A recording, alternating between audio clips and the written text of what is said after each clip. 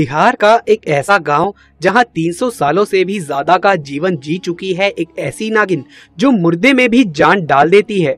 गांव वालों का तो यहाँ तक कहना है कि जिनकी पूजा से ये इच्छाधारी नागिन खुश हो गई, उनकी जिंदगी में हर खुशी आ गई समझो। बिहार के बख्तियारपुर में एक ऐसा गांव है जो सिर्फ इस इच्छाधारी नागिन के लिए ही जाना जाता है। दोस्तों, वीडियो शुरू करने से पहले जो भी महादेव के सच्चे भक्त हैं, हर हर महादेव का जयकारा कमेंट बॉक्स में जरूर लगा दें। दोस्तों, बिहार के बख्तियारपुर से करीब 25 किलोमीटर दूर एक जंगल के पास नागिन का एक अनोखा मंदिर है। कहा जाता है कि इस मंदिर की नागिन में इतनी ताकत है कि वो मरे हुए इंसान में भी जान डाल देती है।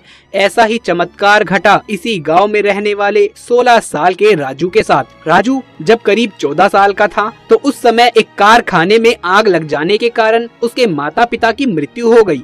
राजू की एक छोटी बहन थी जो करीब 13 साल की थी और एक छोटा भाई भी था जो करीब 8 साल का था। अपने दोनों भाई बहनों की देखभाल की जिम्मेदारी राजू पर ही थी। राजू की बहन अपनी माँ की तरह ही भक्ति भाव में लीन रहती थी। वो हर रोज उस नागिन के मंदिर में अपने भाई की खुशी एवं लंबी उम्र की प्रार्थना किया करती थी। कम उम्र में ही राजू एक सेठ के यहाँ कोयला खान में काम करने लग गया। दरअसल उस सेठ का एक मुंशी था जिसकी निगरानी में ही राजू और अन्य मजदूर काम किया करते थे, परंतु वो मोहन सिंह बहुत लालची किस्म का व्यक्ति था। सेठ की नजरों से बचाकर कुछ कोयले की बोरियां वो खुद ही बेच दिया करता था और उससे आए पैसों को वो अपनी जेब में रख लिया करता था। एक दिन सेठ ने जब बही खाते पर नजर डाली तो उसे कुछ गड़बड़ नजर आई और उसने मुंशी को कहा कि कुछ बोरियों की हेराफेरी हो रही है। अगर तुमने पता नहीं लगाया कि ये गड़बड़ कहाँ है तो मुझसे बुरा कोई नहीं होगा। मुंशी काफी डर गया और फिर उसने सोचा कि अगर मैं सेठ को गुमराह कर दूं और चोरी का इल्जाम किसी मजदूर पर लगा दूं तो शायद मैं बच जाऊंगा। और अगले दिन उसने अपने 2 खास आदमियों से कहकर रातों रात कुछ कोयले की बोरियों को एक रमेश नाम के मजदूर के वहां रखवा दिया और अगले दिन सेठ को कहलवा दिया कि हमने चोर को पकड़ लिया है। रमेश एक गरीब मजदूर था और राजू का अच्छा मित्र भी था। राजू के सामने सेठ ने उसे बहुत मारा और नौकरी से निकाल दिया और राजू जानता था कि उसका दोष निर्दोष है, परंतु उस समय वो कुछ कर नहीं सकता था। एक दिन राजू जब काम कर रहा था तो उसने देखा कि जो कोयले की बोरियां ट्रक में जानी थी सेठ के स्टोर के लिए, उनमें से 4 बोरियां अलग से रखी गई हैं और वो सबकी नजरों में न आए इस तरीके से रखी गई हैं। जब राजू मुंशी के पास ये बताने गया तो मुंशी ने उसे डांट दिया, जा अपना काम कर, अभी उन्हें भी रखवा देंगे। राजू को अब मुंशी पर शक हुआ। उसने उन बोरियों पर नजर रखी। तभी उसने देखा कि मुंशी ने एक छोटी गाड़ी में उन 4 बोरियों को रखवा दिया और उस गाड़ी से एक आदमी ने कुछ रुपए मुंशी को दिए। ये सब देख राजू समझ गया कि मुंशी ही है जो कोयले की चोरी कर रहा है और आरोप उसके दोस्त रमेश पर लगवा दिया था। ये बात राजू ने खुद चुपचाप जाकर सेठ को बताई। जब सेठ ने अपने खास आदमी को अगले दिन मजदूर के रूप में वहां भेजा तो मुंशी का सारा भांडा फूट गया और वो पकड़ा गया। सेठ ने मुंशी से कहा, अगर आज राजू ना होता तो तुम इसी तरह मुझे लूटते चले जाते और उसे पीट कर नौकरी से निकलवा दिया। इस तरह राजू ने रमेश का बदला ले लिया, परंतु इधर मुंशी ने अब राजू से बदला लेने की ठानी। एक दिन जब राजू काम करके देर से शाम अपने घर लौट रहा था तब मुंशी ने अपने 2 आदमियों के साथ मिलकर राजू को तब तक पीटा जब तक कि उसके प्राण नहीं निकल गए। अगली सुबह कुछ आदमियों ने राजू को जंगल के पास मरा देखा तो तुरंत उसकी छोटी बहन को ये खबर दी। अपने भाई की ऐसी हालत देख राजू की बहन की आंखों में आंसू रुक नहीं रहे थे। पहले उसके माँ बाप उससे छीन लिए गए और अब उसका बड़ा भाई, वो अपने भाई को लेकर नागिन के मंदिर जा पहुंची और प्रार्थना करते हुए बोली, मेरे माँ बाप के बाद मेरा बड़ा भाई ही मेरा सब कुछ था। हे नागिन, मैं अपने भाई के लिए तुझसे रोज प्रार्थना करती थी। अगर तुम सच में हो तो मेरे भाई को जीवन दान दो, नहीं तो मैं भी तुम्हारे मंदिर में अपने प्राण त्याग दूंगी।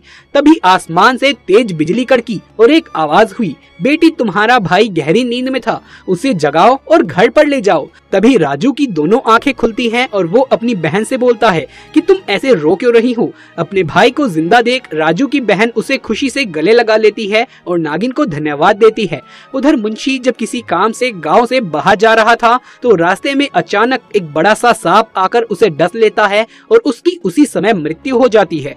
दोस्तों, कहते हैं राजू के साथ घटी ये घटना न केवल बख्तियार गाँव में बल्कि आस पास के अन्य गाँव में भी फैल गई और लोगों की उस नागिन के मंदिर के प्रति आस्था और बढ़ गई। आज भी दूर दूर से लोग उस नागिन के दर्शन और पूजा करने के लिए आते हैं। बिहार के इस गांव में उस सुबह जो हुआ उसने गांव के सभी लोगों को पूरी तरीके से हिलाकर रख दिया। दरअसल यहाँ खुद माता दुर्गा अपने भक्तों को दर्शन देने तालाब से अवतरित हुई। जो असली मामला है उसे जानकर आपके मुंह से भी अपने आप जय माता दी निकलना शुरू हो जाएगा। दोस्तों, एक बार सच्चे दिल से कमेंट बॉक्स में जरूर लिखें जय माता दी, ताकि माता रानी के दरबार में आपकी हाजिरी लग जाए। दोस्तों, माता रानी के लिए एक लाइक तो जरूर से बनता है। बिहार के गांव फुलवारी के रहने वाले राकेश को जब माँ दुर्गा ने आशीर्वाद दिया और उसके पीछे की वजह जो है जानकर आप हैरान रह जाओगे। दरअसल राकेश माता का बहुत बड़ा भक्त है और माता के हर एक जगराते में वही माता के गाने और संगीत की व्यवस्था करता है और खुद भी उसमें शामिल हो जाता है। वैसे तो राकेश का पूरा जीवन यापन अपने छोटे से खेत पर ही निर्भर करता है, परंतु उसका एक सपना था कि वो माँ वैष्णो देवी के दरबार में एक बार जरूर माथा टेक कर आए। उसके लिए 3 साल से लगातार वो अपनी आमदनी से कुछ पैसे जोड़कर रख रहा था। इस साल तो उसके पास माता के दरबार में जाने लायक पैसे इकट्ठा होने ही वाले थे,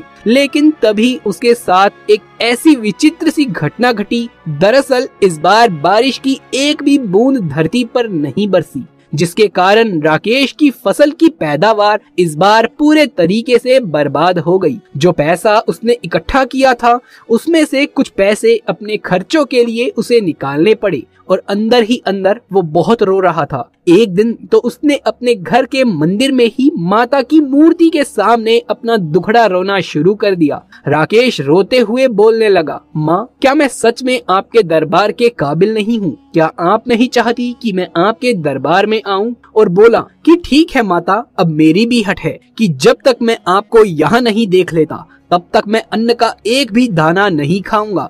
और उसने खाना पीना छोड़ दिया। 1 दिन बीत गया, 2 दिन बीत गए और लगभग पूरा 1 हफ्ता वो वैसे ही भूखा प्यासा रहा। एक दिन रात के समय उसके सपने में एक बहुत ही सुंदर देवी माँ आई और उससे प्यार से बोली, मैं तुम्हें दर्शन देने आई हूँ। कल सुबह तुम अपने घर के बगल में जो तालाब है वहाँ जाना, वहीं मैं तुम्हें दर्शन दूंगी। अगली सुबह वो उठकर जब अपने घर के पीछे वाले तालाब में गया तो वो हैरान रह गया। पानी में उसे कुछ बुलबुले उठते नजर आ रहे थे। थोड़ी देर बाद वहाँ से अपने आप ही माता की प्रतिमा निकली तो वो हैरान रह गया। खुशी के मारे वो जोर जोर से जय माता दी चिल्लाने लगा। उसे देख गांव वाले सभी लोग वहां इकट्ठा हो गए और माता के इस चमत्कार को देखकर सभी हैरान थे। माता के दर्शन पाकर राकेश ने अपनी हट को छोड़ा और अन्न ग्रहण किया और माता की इस प्रतिमा को वहीं गांव में एक भव्य मंदिर में स्थापित करवा दिया और सुबह शाम उनकी पूजा करने लगा। तो देखा दोस्तों आपने, अगर भक्ति सच्ची हो तो भगवान को भी अपने भक्त के लिए आना ही पड़ता है। दोस्तों, आपके इस घटना के ऊपर क्या विचार है नीचे कमेंट बॉक्स में लिख करके जरूर से बताएं। ये वीडियो पसंद आया हो तो इसे एक लाइक करके अपने दोस्तों और रिश्तेदारों में इसे ज्यादा से ज्यादा शेयर कर दे। माँ दुर्गा के सच्चे भक्त कमेंट बॉक्स में जय माता दी लिखना बिल्कुल भी न भूले। आपके ऊपर माँ दुर्गा की कृपा सदैव बनी रहे। आगे भी ऐसे वीडियोस देखते रहना चाहते हैं तो चैनल को सब्सक्राइब करके पास वाले बेल आइकन को दबा लें। जल्द मुलाकात होगी आपसे किसी अगली वीडियो में। तब तक के लिए आप सभी का धन्यवाद।